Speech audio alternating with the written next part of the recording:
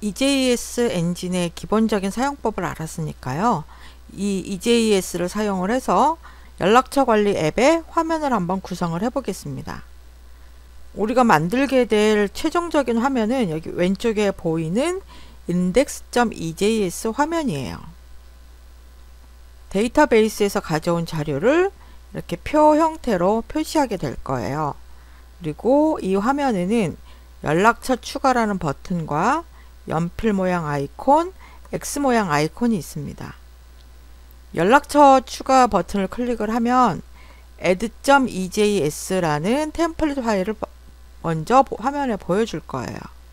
그리고 추가할 내용을 입력을 하고 저장하기 버튼을 클릭하면 포스트 요청을 보내서 데이터베이스에 저장할 것입니다. 연락처 목록에서 연필 아이콘을 누르게 되면 그 해당하는 연락처 정보를 가지고 와서 일단 화면에 보여줄 거고요. 그 상태에서 내가 내용을 수정한 후에 수정하기 버튼을 클릭을 하면 이번에는 put 요청을 데이터베이스로 보내면서 방금 입력한 내용으로 정보를 수정하게 될 것입니다. 마지막으로 목록에 있는 X 아이콘을 클릭을 하면 해당 사용자 정보를 데이터베이스에서 삭제할 거예요. 그럼 여기서 주의 깊게 보실 건 뭐냐면 만일 연락처 추가를 눌렀을 경우에 바로 포스트 요청이 발생하는 게 아니라는 거죠. 연락처 추가를 위한 화면을 보여주고 이때 화면을 브라우저 창에 가져와서 보여주는 거기 때문에 get 요청이 발생합니다. get 요청을 통해서 이 화면을 보여주고 그 다음 사용자가 내용을 입력한 후에 저장하기를 눌러야만 포스트 요청이 발생하게 된다는 거예요. 우리가 이전에 했던 코드에서는 썬더 클라이언트에서 바로 포스트 요청을 보냈었잖아요. 이때는 우리가 정보를 처리할 때 제이슨 형식을 사용을 했어요. 하지만 우리가 실제로 앱을 사용할 때는 사용자가 제이슨 형식을 사용하진 않죠. 보통 폼을 이용을 하게 됩니다. 그래서 이 폼을 브라우저 화면에 불러와 주는 get 요청이 한 번 더 필요합니다. 업데이트 할 때도 마찬가지로 업데이트를 위한 아이콘이나 버튼을 클릭을 하면 업데이트를 위한 폼을 불러오는 get 요청이 중간에 필요하고요.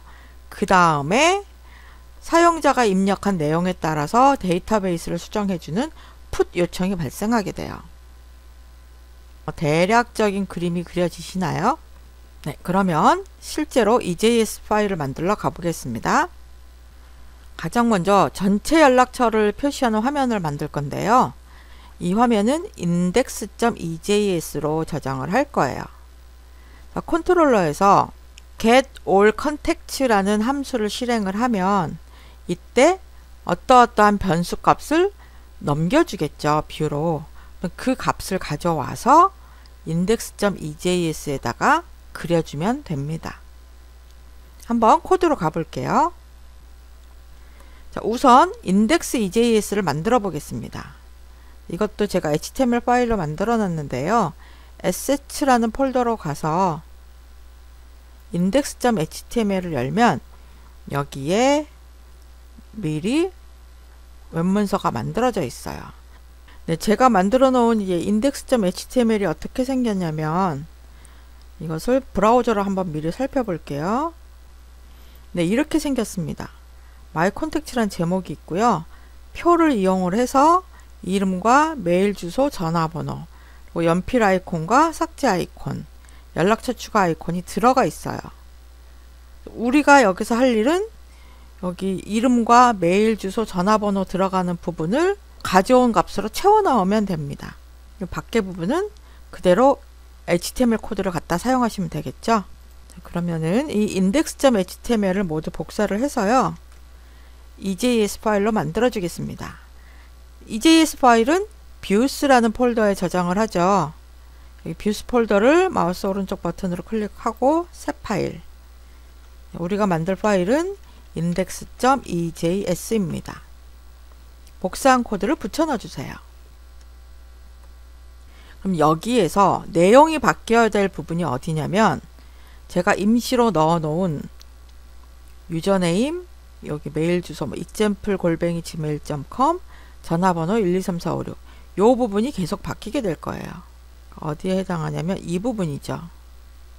여기에 뭐 킴이 들어가거나 리가 들어가거나, 그리고 각 사용자의 메일 주소와 전화번호가 들어가게 됩니다.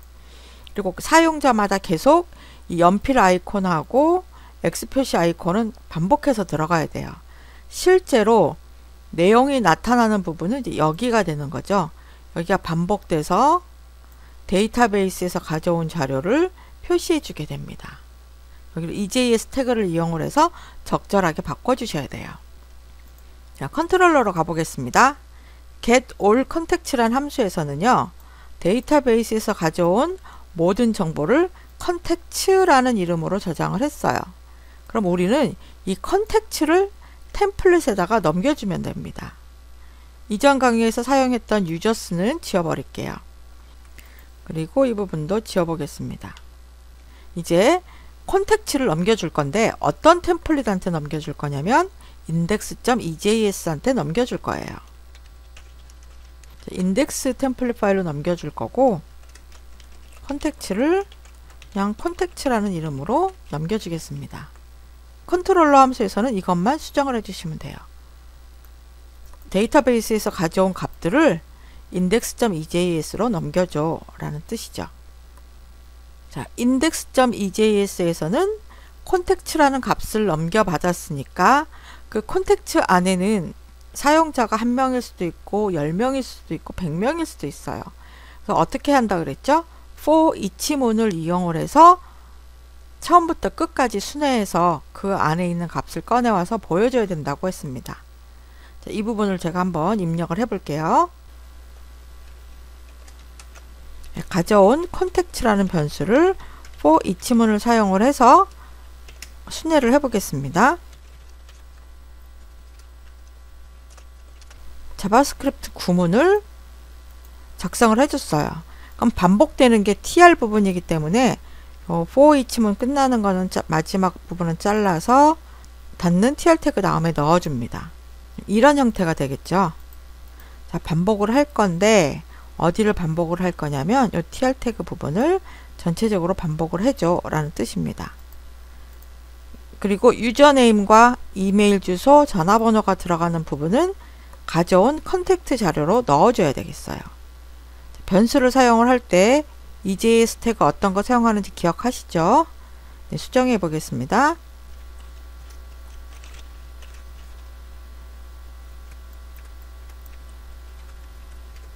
네, 이렇게 만들었어요. 첫 번째 셀에는 이름, 두 번째는 이메일, 세 번째는 전화번호, 그리고 연필 아이콘하고 X 표시 아이콘은 계속 들어가게 됩니다. 저장을 하겠습니다. 제대로 나오는지 한번 테스트 해볼까요? 브라우저 창으로 가서 로컬호스트의 컨택트 경로로 접속을 해보겠습니다. 네, 제대로 표시가 되네요. 이 리하고 팍은 제 데이터베이스에 있는 정보를 가져온 것입니다. 여러분의 데이터베이스에 어떤 값이 들어있는지에 따라서 여기 표시되는 내용은 다를 거예요. 여기서 볼 것은 데이터베이스에 저장된 정보들을 가지고 와서 EJS를 이용해서 브라우저 화면에 표시했다는 것입니다. 네, 여기까지 하시면 성공하신 거예요. 애플리케이션에서 필요로 하는 나머지 두 개의 EJS 파일을 만들어 볼게요. add.ejs와 update.ejs 이 두 가지 파일이고요. 얘네들도 역시 assets라는 폴더 안에 add.html하고 update.html로 넣어놨습니다. 앞에서 index.ejs를 만들 때랑 똑같아요. views 폴더에다가 add.ejs라는 파일을 만들고요. 그리고 add.html에 있는 소스를 모두 복사한 다음에 add.ejs에 넣어주시면 돼요. 저장을 하고, 그 다음에 update.html에 들어있는 코드도 모두 복사한 다음에 views 폴더 안에